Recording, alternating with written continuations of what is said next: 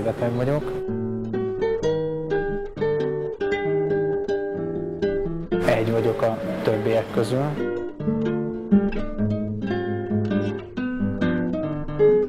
Függő vagyok, talpra állt függő.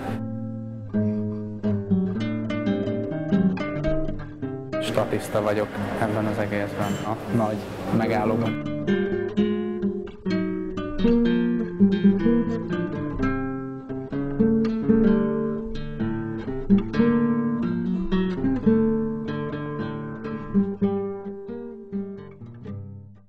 Ott vagytok, és azzal, hogy mentek egymásra és segítetek egymásnak. Ha ezt megteszitek, akkor működni fog. Nekem nagyon sok problémám volt így a drogozás kapcsán a szüleimmel, és talán azok a viták, azok a feszültségek, amiket főleg anyám és én köztem voltak, abból tudok meríteni, hogy milyen értelmetlen gyűlölni egymást, mennyire nem vezet sehová. Rengeteg vér szökik a fejembe, indulatok rángatják a végtagjaimat.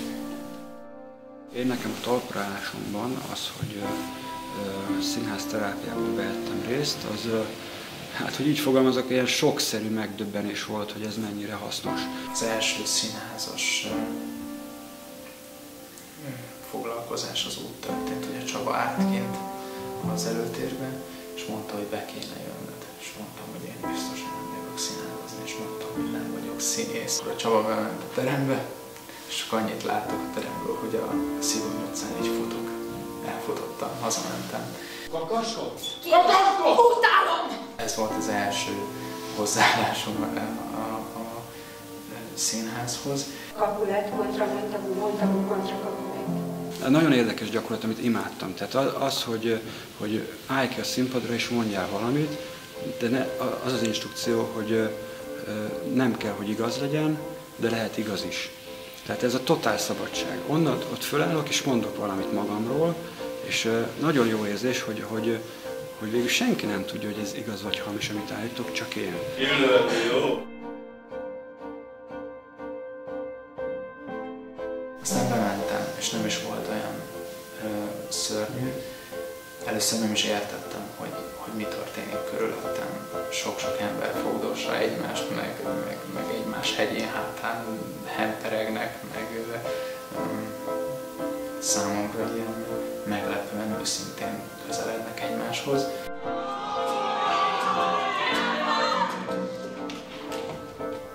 Bibi! Ja, bocs! Az, hogy időközben olyan emberré tudtam válni, aki megmer szólalni, aki kimer állni a maga érdekéért, aki tud halkan és tud hangosan beszélni, aki tud kedvesen és erőszakosan beszélni. Ezeket mind-mind a színházterápia során próbálhattam ki először. Ott valahogy el lehet egy kicsit bújni a szerep mögé, ami ugye igazából nem szerep, hanem az is én vagyok.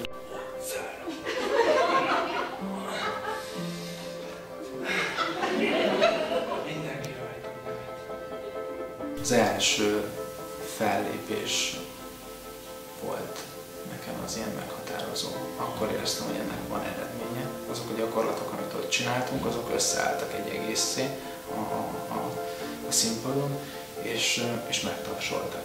Használj, hadsetes gyűlöletgyűjtőt.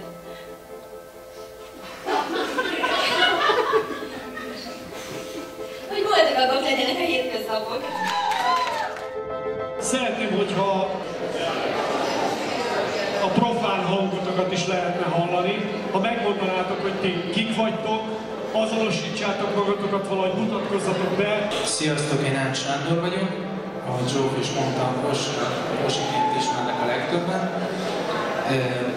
Én az életem egy jelentős részét anyagozással és italozással töltöttem el.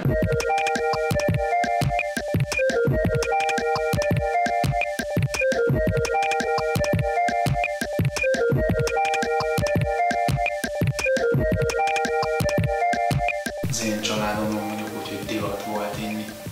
Vagy hát, szóval nem volt vele soha probléma, pedig mind a két szülőm, meg még a nagyszülők is elég keményen isznak. Ebből olyan szinten sose volt probléma, hogy esetleg ezért beertek volna, vagy üvöltöztek volna a szüleim. Úgy gondoltam, hogy ha az ívás nem gond, akkor én majd 12 évesen megmutatom. És akkor ugye az még általános iskola időszakán van, azt hiszem éjzáró volt, és az iskola technikussal elmentünk kocsmába. Hazamentem a részegen, apám még nem volt otthon, és akkor megjött, és kérdezte, hogy vagy jó van. Mondom, hogy nem, de ott dülögéltem, meg árad belőlem az alkoholszag, és mondtam, hogy nem. Mondtam én, hogy nem vagyok bejogva, és apám csak röhögött egyet.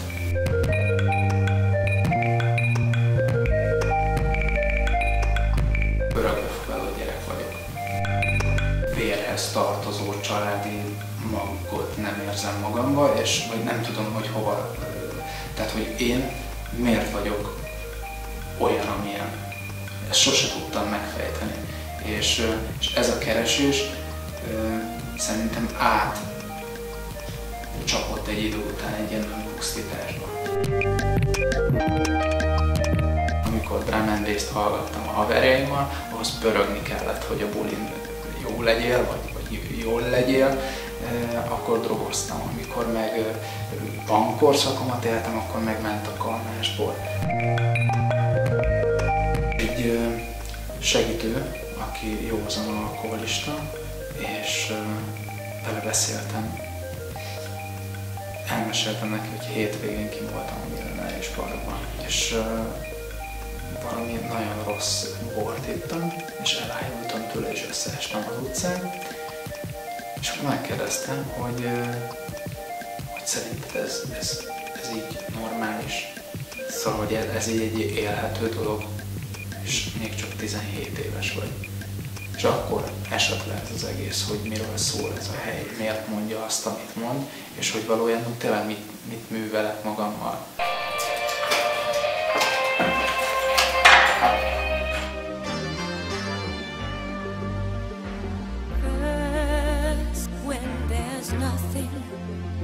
Megállónak a munkatársi gárdájának 80%-a talpra állt szenvedélybeteg. Nevezhetném egy nyitott terápiás közösségnek. 2002-ben kerültem ide, és 2003-tól vagyok józan. 2003. április 28-a óta vagyok józan. Én voltam az első megállós, akivel beszélt az életében, és nem is tudom, most már 6 vagy 7 éves folyamatról van szó. Annyira örülök neki, tehát az örömet nem ezt kifejezni, tehát hogy ez nagyon szép történet, hogy olyan nagyon megható nekem ez a történet. Leérettségiztem a megállóba, elmentem dolgozni. Bennem mindig volt egy ilyen segíteni vágyás. Jött a gondolat, hogy igen, valahogy emberekkel szeretnék foglalkozni valamilyen formában.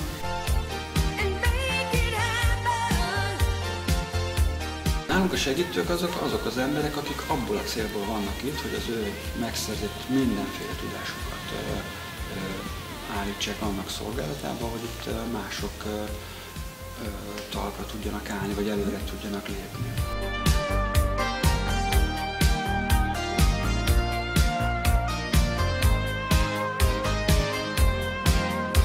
Ez nekem egy nagyon nagy tapasztalat a színház csináláshoz, a színház tréningezéshez, az önismerethez, lássam, hogy mire vagyok képes egy ilyen helyen, mint a Melvin Színház, mert ez azt hiszem egy nagyon fontos lépés. Hát Osi, ez egy zseniális gyerek egyébként. Most tényleg bárki kérdezzen, és én nagyon szívesen adom magam, és válaszolok. És valahogy ez az érzés van bennem most is, hogy akármit menjünk és csináljuk, és ez egy jó érzés, és azt gondolom, hogy ez most nem eddig az estéig tart, hanem ez még sokáig, én sokáig tudok ebből táplálkozni.